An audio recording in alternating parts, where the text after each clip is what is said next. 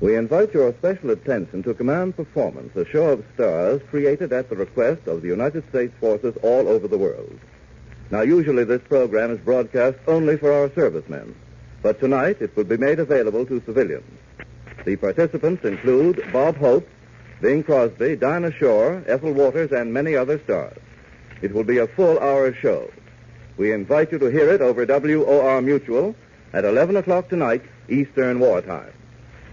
Faster than a speeding bullet. More powerful than a locomotive. Able to leap tall buildings at a single bound. Look! Up in the sky! It's a bird! It's a plane! It's Superman!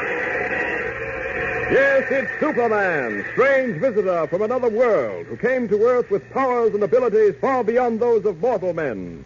Superman who can change the course of mighty rivers, bend steel in his bare hands, and who, disguised as Clark Kent, mild-mannered reporter for a great metropolitan newspaper, fights a never-ending battle for truth, justice, and the American way. But before we join Superman, here is an important message. Fellows and girls, as you probably know, the Treasury Department has announced a shortage of pennies and nickels. Now, this shortage has been caused by the great number of these coins that you and I have put away in piggy banks and tin cans and glass bottles. Well, saving pennies and nickels is a great idea. It means that we're being thrifty, and the thrift habit is a wonderful thing to acquire. But right now, when we're at war, a shortage of pennies and nickels is a serious thing, because it means that metals vital to the war effort will have to be used to make new ones. And that will result in less of the precious metals needed for the manufacture of guns and tanks and planes and ships. So it's our duty to relieve that shortage by breaking open our penny and nickel banks and putting the coins back into circulation. Now, that doesn't mean that we can't continue to save. No, sir, not by a long shot, because we can turn all our pennies and nickels into war-saving stamps and bonds, which is another way to save, a better way, in fact, for at the end of 10 years, you can redeem your war-saving bonds for the money you put into them, plus a very handsome cash interest the government will pay for borrowing your money. So you see, by turning in all the pennies and nickels you've saved for war-saving stamps and bonds, you perform two services for your country, and you do yourself a favor, too. You relieve the shortage of coins, help your government finance this war through to victory, and still save money for which you're paid a cash interest. Now, don't waste time. If you haven't already done so, get permission from Mother and Dad tonight to break open your coin bank. And then, as soon as you can, turn those coins in for war-saving stamps and bonds. And besides that, every time you've got a dime, buy a war-saving stamp. Because, as I've pointed out many times, every dime is important to America's war effort. Just keep in mind this slogan, won't you? A stamp a day will pave the way to victory. And now, the adventures of Superman. As you remember, in our last episode, we heard how Dr. Cameron's multi-depth submarine bearing Clark Kent, Lois Lane, and Perry White, together with Dr. Cameron and his crew, was almost wrecked by a giant octopus encountered miles below the surface of the Atlantic. Thanks to Superman, however, our friends and the submarine were saved from destruction. Later, toward evening, as the submarine lay helpless on the surface, it was rammed and sunk, cut in two, by a tanker. Thanks again to Superman, the lives of our friends were saved, and they were brought by the Man of Steel to the deck of the tanker itself. Finding no one in sight, they went at once to the pilot house of the ship, only to discover that it was empty also. Neither the captain nor any members of his crew was anywhere to be found. Our friends began a search of the ship, and as they entered the dining saloon, they suddenly realized the truth, and a strange and curious truth it was. Listen. Clark, you actually mean to say that you don't believe there's a soul on board this ship? That it's running without a crew? Well, draw your own conclusions, Lois. Look, that dinner table is set for 12. The plates are filled with soup. Soup so hot that it almost scalds the tongue. Yet there's no one here. Well, I grant you that, Kent. But that doesn't necessarily mean that the ship is empty. No, it doesn't. Now, wait a minute. Just a few moments ago, we all mentioned an eerie feeling of loneliness about this ship. Yes? There was no one in the pilot house, no men on deck, and no one in the captain's quarters. Now we walk into this dining saloon and find places set for 12 plates of hot, steaming soup, and no one here to eat it. Now, maybe you can explain it. No, I can't. But the captain and crew must be aboard somewhere. Great Scott, Kent. This ship is running, moving along at a fairly good clip. Well, we'll probably find that our boilers have been stoked and left with the dampers wide open. By heaven, I hate to agree with you, but I've got a feeling that you're right. Leander, what do you think of all this? Yes, Dr. Cameron, you know a good deal about the sea. Perhaps you can explain this mystery. No, indeed. I'm a man of science, an Einstein, as it were, rather than a Sherlock Holmes. This mystery has me completely baffled. Well, it's a relief to hear you say there's something you can't do. Nicodemus, I will no longer suffer the slings and arrows of your sarcasm quietly. Another such caustic comment from your lips, and I shall slowly strike you on the nose. You and who else? Me, sir. I, Leander Euthanasia Cameron. Okay, just that. Now, look here, you two. This is no time for such horseplay. This looks serious. Kent, if we're right in assuming there's no one aboard this ship, we've certainly landed ourselves from the frying pan into the fire. We sure have. Suppose we find out for sure, Chief. All right. Before we jump to conclusions, let's look through the ship and see what we can find. Couldn't we eat first? I'd suggest, Nicodemus, that we wait until we finish searching the ship. I tell you what, in order to get it all over with as quickly as possible, we'll all take different directions and search different parts of the ship. We'll meet outside the door of the dining saloon in, well, let's say exactly half an hour. An excellent suggestion, most excellent indeed. I might have made it myself if given time. As a matter of fact, I'm certain it would undoubtedly have occurred to me. All right. Let's go out on deck. Right. I'll open the door. Ooh, gracious, it's awfully damp out here on deck. Yes, there's a fog coming up. Yes, and it looks like it's going to be a thick one. In that case, I think we better go down into the boiler room, Mr. White, and stop the engines of this ship. No telling what we might run into during a fog. Good suggestion, Kent. While we're on our way down, we can search the forward end of the ship. Dr. Cameron, suppose you and your men go aft and see what you can find. Lois, you come with us. Very good, Kent, and we'll all meet back here outside the dining saloon in half an hour. If that meets with your approval, Doctor. I should say, all things considered, we'll be ginger peachy. Come, Nicodemus, come, men, yachts and away.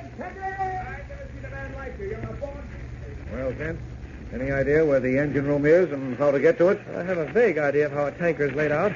Let's move up the deck. I think we've come to a companionway leading down to the engine room. The fog is really getting thick now. It's rolling in across the deck in great smoky waves. Yes, and the quicker we throttle down the engines on this ship, the better. Here we are. Here's the door leading to a companionway. Come on, let's go in.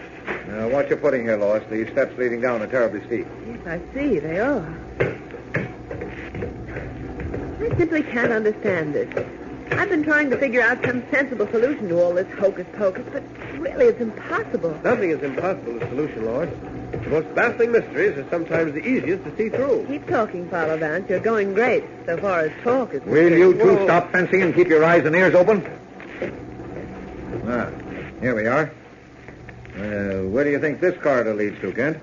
Well, the doors on either side must lead to the officers' cabins. Let's have a look. Well, would you look at that. Lights on full, but nobody in the cabin. Everything seems to be in order, too. Yeah. Let's try the next one. All right, come on. Same thing.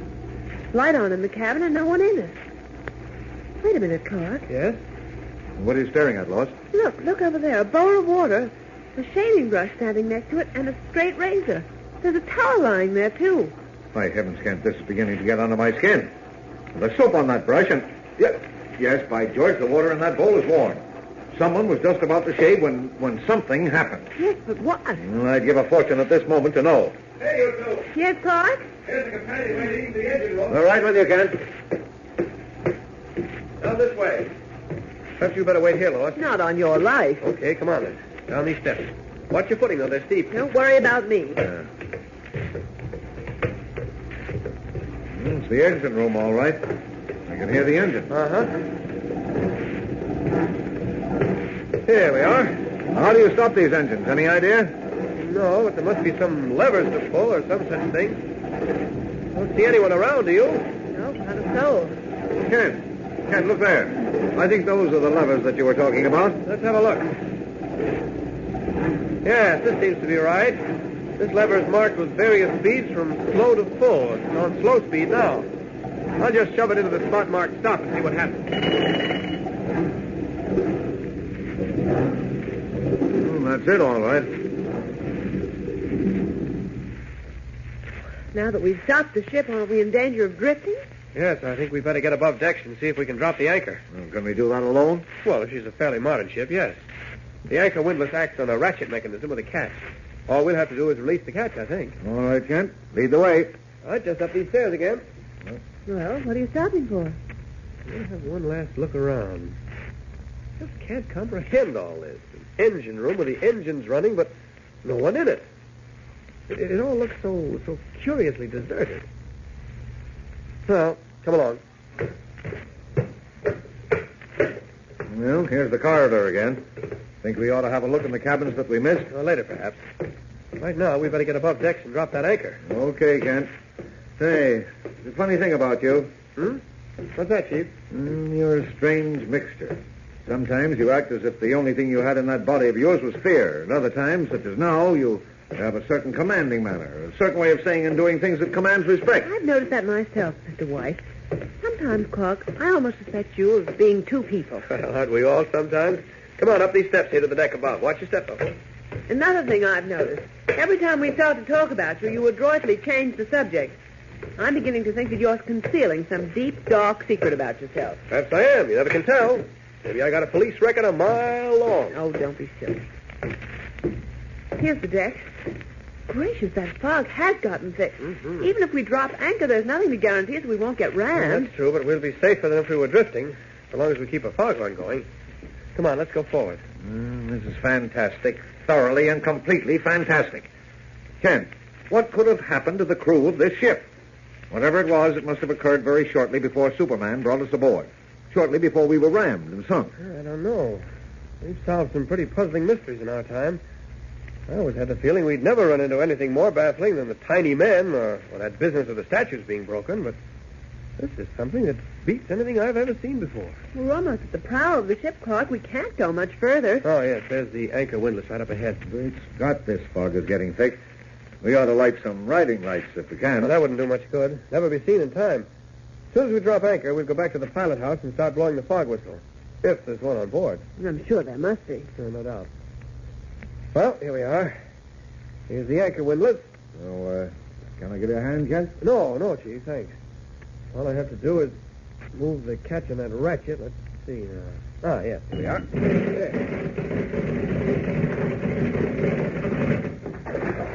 That does it. Well, our half hour's nearly up. We'd better get back to the dining saloon to meet Dr. Cameron and his men. They'll be wondering what happened. Great heavens! Teddy, both of you. Something's happened. Come on! Through the fog-bowed night, aboard a ship mysteriously empty of captain and crew, comes a strange and terrifying scream. Who screamed? And what could have happened?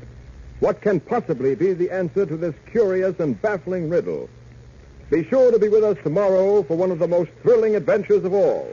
And listen every day, Monday through Friday, same time, same station. Tune in and follow the adventures of Superman. Fellas and girls, don't ever get the idea there's nothing you can do to help win this war. Of course, we can't all be members of Uncle Sam's Armed Forces because some of us are too young or too old.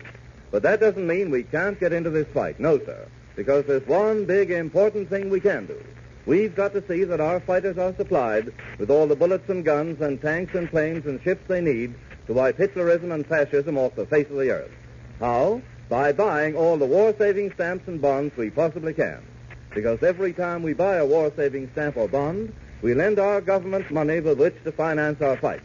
So remember, talk with Mother and Dad tonight about giving you an extra dime every day or every other day for war-saving stamps. Talk about it with all your friends. Get them to make a pledge with you to buy war-saving stamps regularly. Faster than a speeding bullet. More powerful than a locomotive. Able to leap tall buildings at a single bound.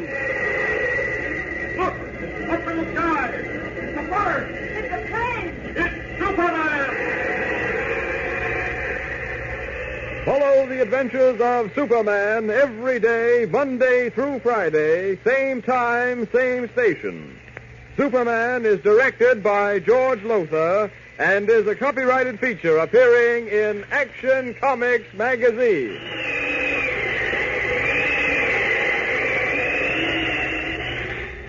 This is Mutual. Welcome back. Well, this is, once again, this is starting out to be a pretty exciting serial.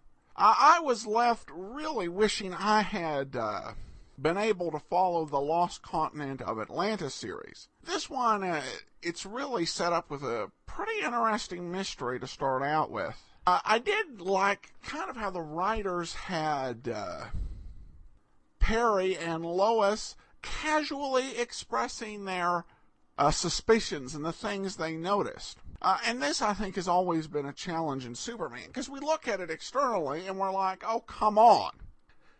You can't tell these, there are all these hints and clues. Are you totally oblivious? And here they seem to be saying, no, we're not oblivious, we're just not quite drawing the connection.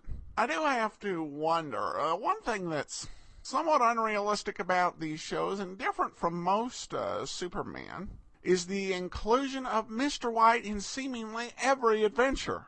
Doesn't he have a newspaper to run? Just checking. Well, I should let you know, unfortunately, part 3 of the serial is not available.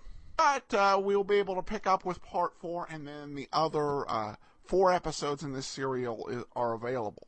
Which also means there's less chance that we're going to get bogged down like we were in The Headless Indian when the serial went on forever. Also, be sure to check out Tales of the Dim Night at dimnight.com, and I'm pleased to announce that we are running a special 99-cent ebook sale between today and Friday. It's our, this is no joke, April Fool's sale. Go to dimnight.com for more details. But that'll do it for now. We'll be back next Sunday with part 4. Join us then. From Boise, Idaho, this is your host, Adam Graham, signing off.